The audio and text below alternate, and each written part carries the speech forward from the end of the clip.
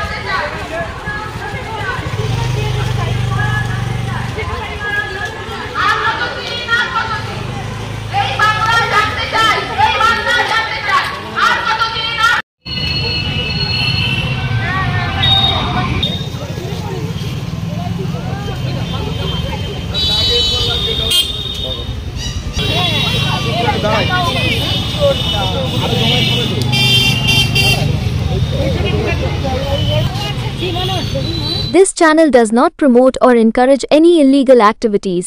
All contents provided by this channel is meant for educational purpose only.